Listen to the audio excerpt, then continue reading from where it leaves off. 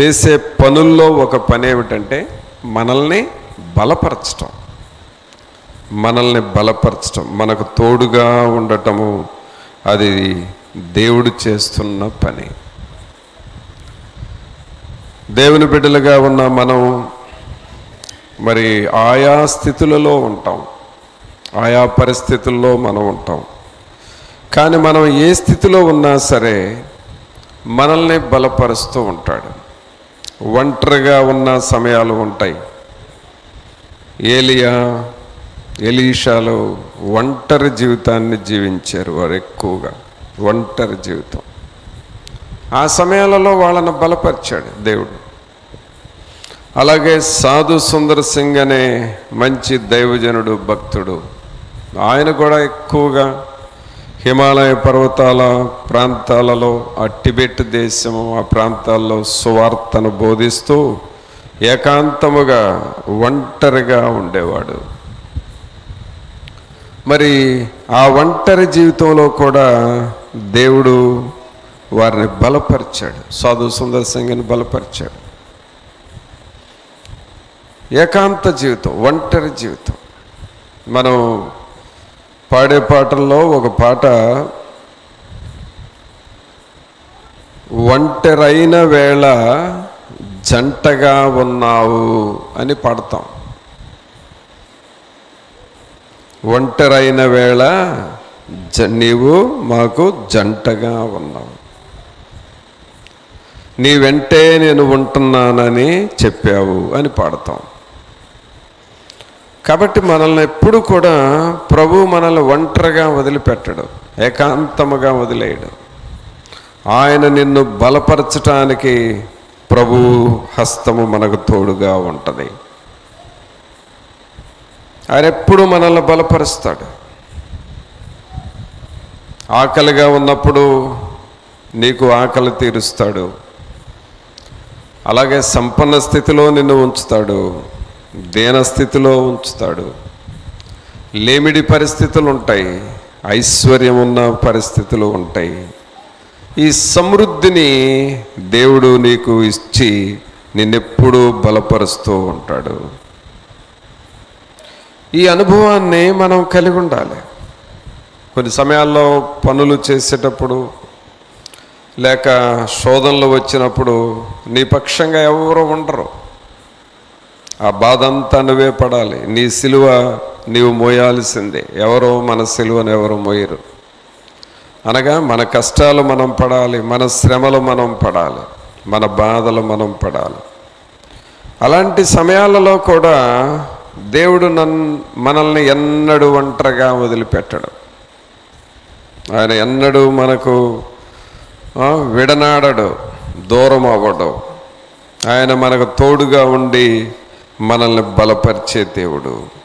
అందుకనే పౌలు గారు అంటున్నాడు, నన్ను బలపరచు అని అందే నేను సమస్తమును చేయగలను.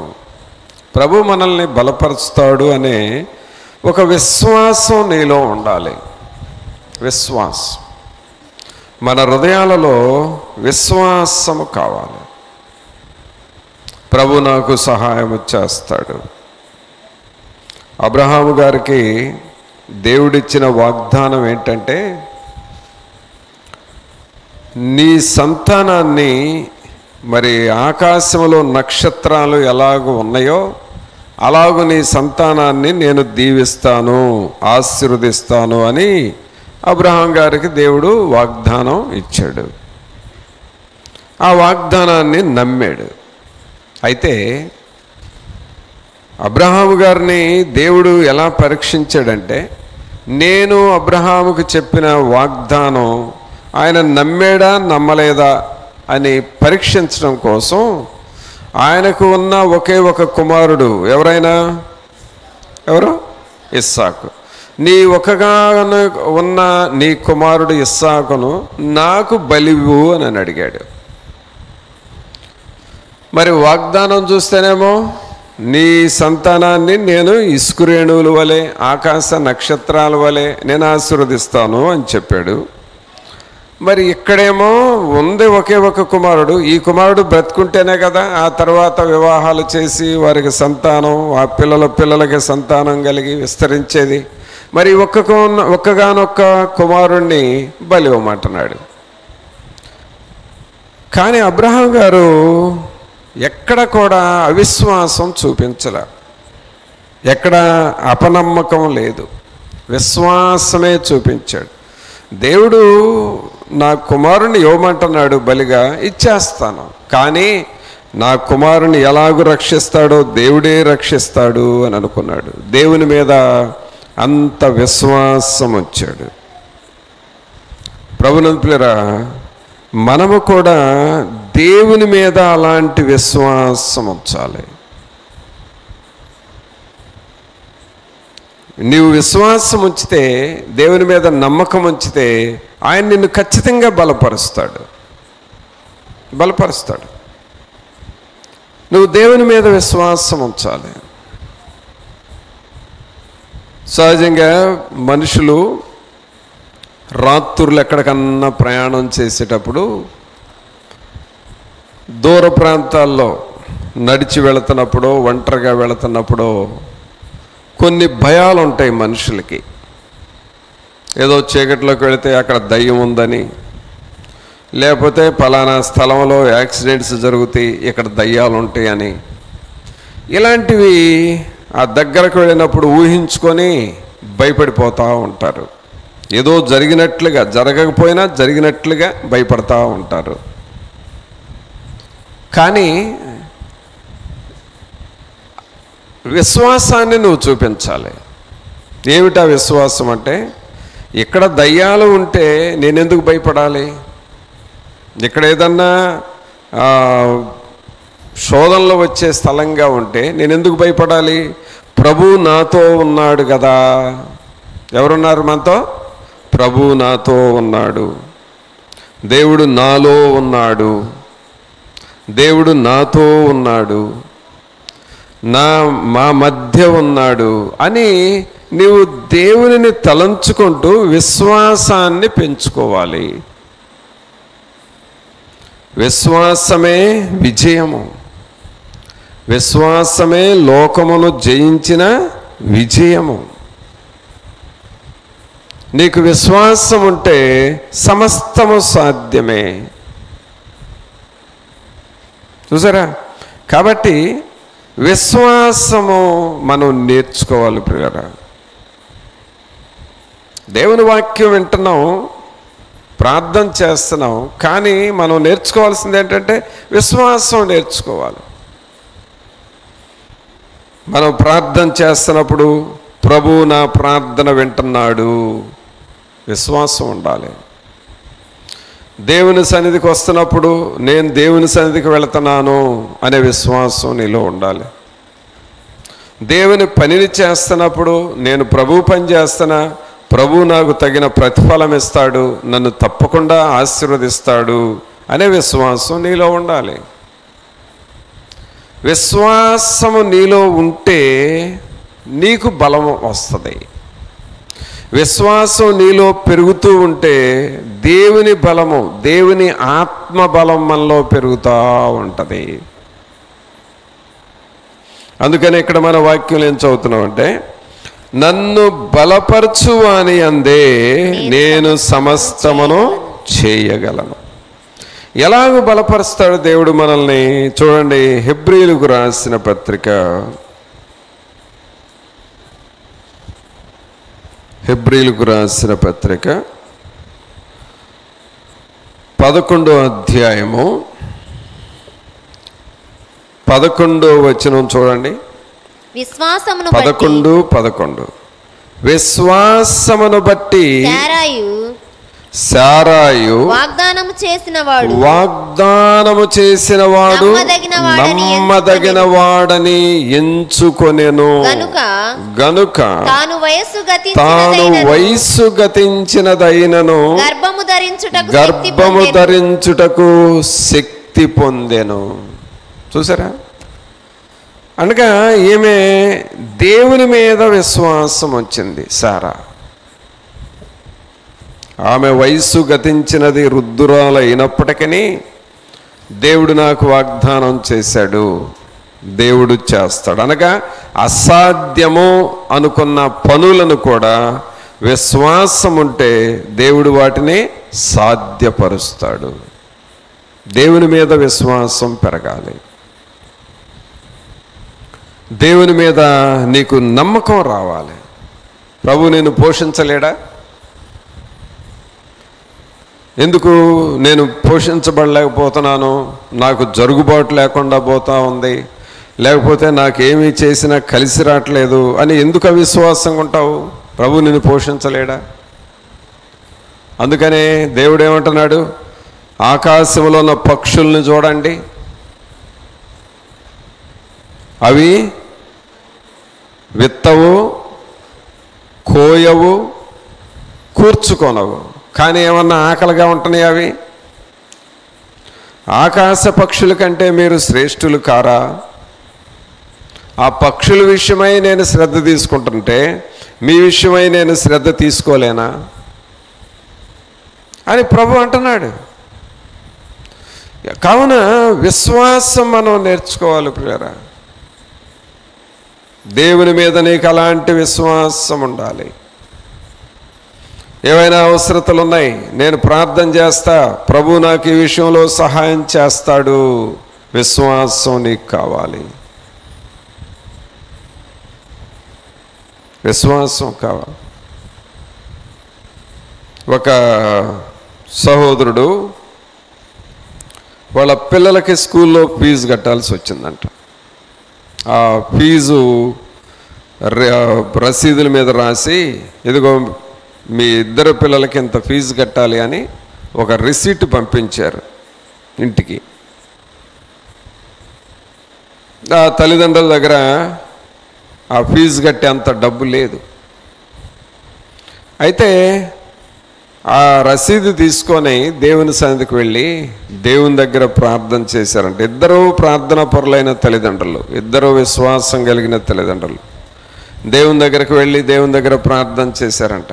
ప్రభా, మా పిల్లలకి స్కూల్లో ఫీజు కట్టాలి, మా దగ్గర డబ్బులు లేవు, ఇదిగో చూడండి ఎంత కట్టాలి, మీరు ఎలా చేస్తారో మీరు సహాయం చేయండి, మీరు ఈ అవసరత తీర్చండి ప్రభువా అని ప్రార్థన చేశారు. ఒక 2-3 రోజులు పట్టుదలగా ప్రార్థన చేస్తే దేవుడు మరొక దిక్కు నుండి ఆ ఫీజులు కట్టడానికి కావలసిన సహాయాన్ని దేవుడు పంపించాడు.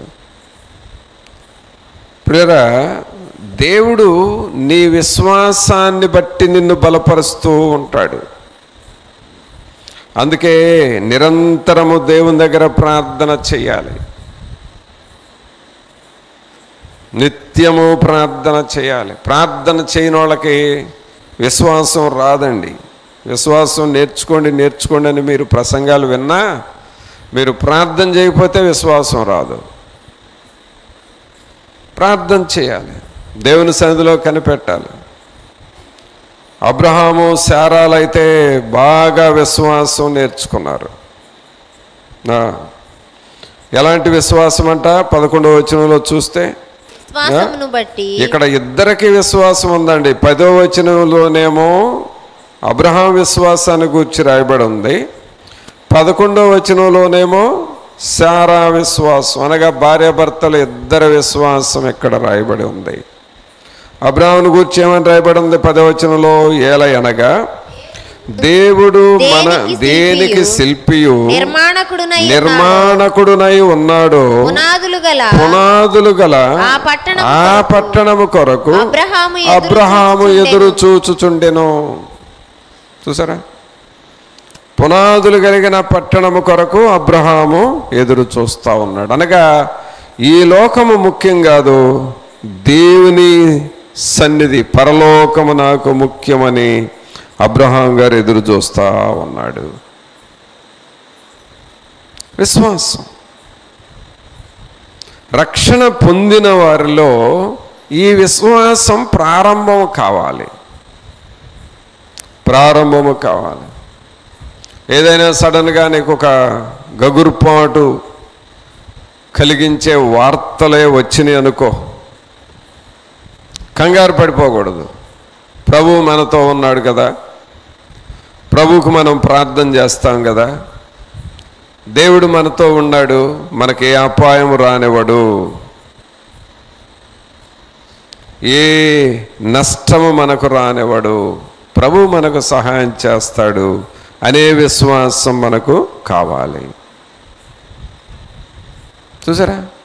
మరి ఆ విశ్వాసం మనం నేర్చుకుంటున్నామా? ఆ విశ్వాసం మనకు ఉందా అసలు? అందుకనే ప్రియరా మనం విశ్వాసము నేర్చుకోవాలి. తొందరపడే విషయాలు వస్తాయి, కంగారు పడే విషయాలు వస్తాయి, ఏదో తొందరగా అభ్యంతరాలు వస్తాయి. కానీ మనం చేయాల్సింది ఏంటంటే ప్రభు మనతో ఉన్నాడు. మనం ఏమని పడతాం? చెయ్యి విడువడు ఎప్పుడు, విడనాడాడు ఎన్నడు, చెయ్యి విడువడు ఎప్పుడు, విడనాడాడు ఎన్నడు, కన్న తల్లి చేర్చునట్లు నన్ను చేర్చున ప్రియుడు, కన్న తల్లి చేర్చునట్లు నన్ను చేర్చున ప్రియుడు. చూసారా? ఒక విశ్వాసం నీలో ఉండాలి. ప్రభు నాతో ఉన్నాడు, నా ప్రార్థన వింటున్నాడు, నన్ను వదిలిపెట్టడు, నా కుటుంబాన్ని వదిలిపెట్టడు, నా అవసరతలు తీర్చే దేవుడు, దేవుడు క్రీస్తు యేసునందు మీ ప్రతి అవసరత తీర్చును అని ఉన్నది, ఆయన నాకు సహాయం చేస్తాడు అని విశ్వాసముతో నువ్వు ప్రార్థన చేయాలి. అంతేగాని అవిశ్వాసపు మాటలు ఎప్పుడు చెప్పకూడదండి. అవిశ్వాసపు మాటలు అసలు మన నోటికే రాకూడదు.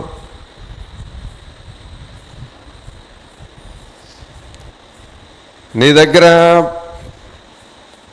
10 రూపాయలు ఉన్నా నా దగ్గర 1000 రూపాయలు ఉన్నాయన్నంతగా ధైర్యంగా ఉండాలి. నా దగ్గర ఏమి లేదు, నా దగ్గర ఏమి లేదు అని అనుకుంటా అవిశ్వాసపు మాటలు నోటితో చెప్పకూడదు. కొంతమంది పంట పొలాల విషయంలో కూడా, ఈ సంవత్సరం నాకు పంట పండలేదు, పంట పండుతుంది, కానీ జనాలకు చెప్పటం మాత్రం పండలేదు అంట. అవిశ్వాసపు మాటలు. నీ నోటి మాట ఎలాగో చెబితే అలాగే జరుగుతుంది కది. నీ నోటితో ఏం చెబుతావు అదే జరుగుతుంది.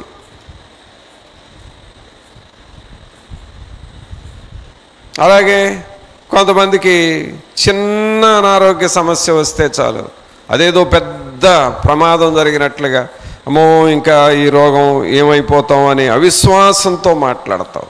అసలు నువ్వేం చేయాలి?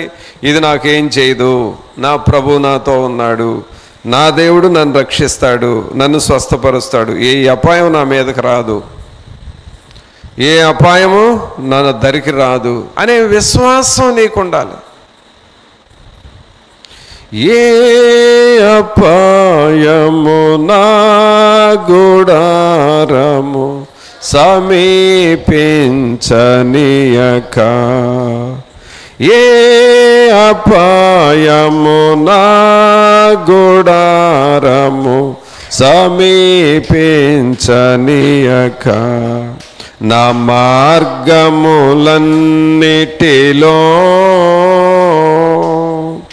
నా మార్గములన్నిటిలో నీవే నా మైనందున కృపామయుడా, నీలో నా నివసింపజేసినందున ఇదిగో నా స్తుతుల సింహాసనం, నీలో నివసింపజేసినందున ఇదిగో నా స్తుతుల సింహాసనం, కృపామయుడా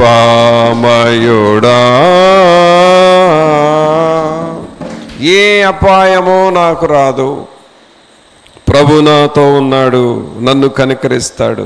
ఆ విశ్వాసం మాటలు చెప్పుకోవాలండి. మనం ఎప్పుడు అవిశ్వాస మాటలు చెప్పకూడదు. అసలు అవిశ్వాస మాటలు నీ నోటికి రాకూడదు. అసలు వచ్చినాయి అనంటే సాతానుడు రెడీగా ఉంటాడు, ఈ అవిశ్వాసాలని ఇంకా అవిశ్వాసంలోకి నెట్టేస్తాడు. మనకు ధైర్యము, నిబ్బరము, విశ్వాసం, ప్రభు నాతో ఉన్నాడు, నాకే అపాయం రాదు, నాకు పేదరికం ఉండదు, ప్రభు నాకు ఐశ్వర్యాన్ని ఇస్తాడు, ప్రభు నన్ను బలపరుస్తాడు, ఆ నన్ను బలపరచు అని అందే నేను సమస్తము చేయగలను, ప్రభు నన్ను బలపరుస్తాడు అనే ఆ విశ్వాసమును నీవు నేర్చుకోవాలి. అలాంటి విశ్వాసం శారాలో ఉంది. అందుకనే 11వ వచనంలో విశ్వాసమును బట్టి శారాయు వాగ్దానము చేసిన వాడు నమ్మదగిన వాడని ఎంచుకొనెను గనుక తాను వయస్సు గతించినదైనను గర్భము ధరించుటకు శక్తి పొందెను. చూసారా, విశ్వాసము ద్వారా ఆమె ఒక కుమారుణ్ణి సంపాదించుకున్నది. విశ్వాసము ద్వారా నీ ఒక వరాన్ని సంపాదించుకోవాలి. విశ్వాసము ద్వారా నీవు శక్తిని సంపాదించుకోవాలి.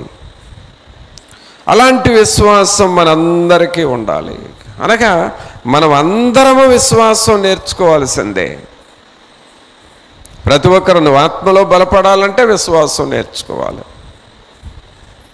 ఒక స్టూడెంట్కి మార్కులు సరిగా రాలేదనుకో, నేను ప్రార్థన చేసుకుంటాను, ప్రభు నాకు జ్ఞానం ఇస్తాడు, ఈసారి మంచి మార్కులు వస్తాయి అనే విశ్వాసం నేర్చుకోవాలి. నువ్వు ప్రార్థన పని చేసిన ఫలితాలు రాలేదనుకోండి, నేను మరలా ప్రార్థన చేస్తాను, ఈసారి నా ప్రార్థన ప్రభు వింటాడు, ఈసారి తప్పకుండా నాకు జయమిస్తాడు. విశ్వాసం నేర్చుకోవాలి. అంతేగాని అవిశ్వాసపు మాటలు మనం ఎన్నడూ కూడా మాట్లాడకూడదు. ఈ అబ్రహాముకి విశ్వాసం ఉంది, శారాకు విశ్వాసం ఉంది, అందుకనే వారు బలపరచబడ్డారు. విశ్వాసము ద్వారా నీకు బలం వస్తుంది. ప్రార్థన చేయుట ద్వారా నీకు బలం వస్తుంది.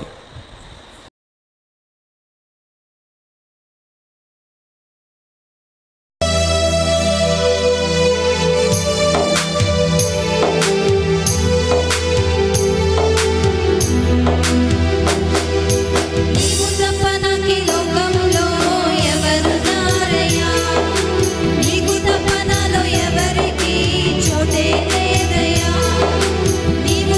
నాకు లోకంలో ఎవరు